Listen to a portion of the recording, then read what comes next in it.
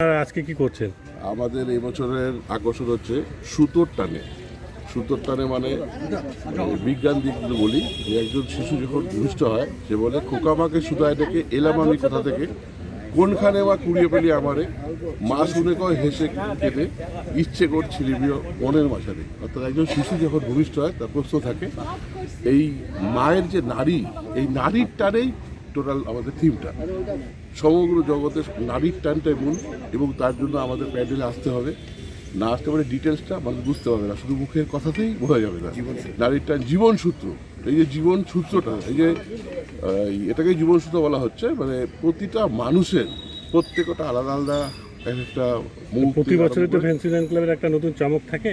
এবছর সামগ্রিকভাবে কি কি চমক রয়েছে? এবারে প্রত্যেক বছরই আমরা অনেক রকম করি। সবথেকে বড় যেটা হচ্ছে আমাদের শুধু পুজোটা দিয়ে না, এরপরে খেলাধুলার ব্যাপারে আমাদের একটা বিরাট বড় শিলিগুড়ি শহরে একটা বিরাট সুনাম আছে।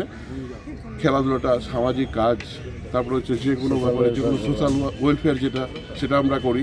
এবং সামগ্রিকভাবে আমাদের সূর্যনগর ফেস্টিভ্যালের মানে সারা শিলিগুড়ি শহরে সব যথেষ্ট সুনাম আছে, নানান সামাজিক কাজ, খেলাধুলা ইত্যাদি ইত্যাদি। শিল্পী কোথাকার?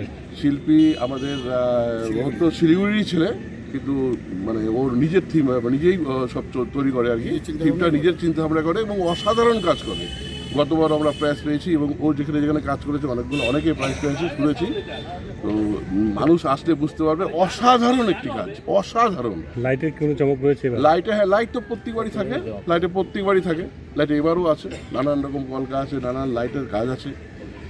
আর এবছর কত বছরে পড়লো? এটা সম্ভবত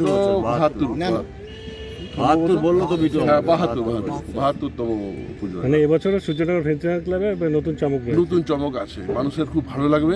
সবটাই মুখে বলা যায় না, এগুলো সব থিমের ব্যাপার, দেখতে হবে।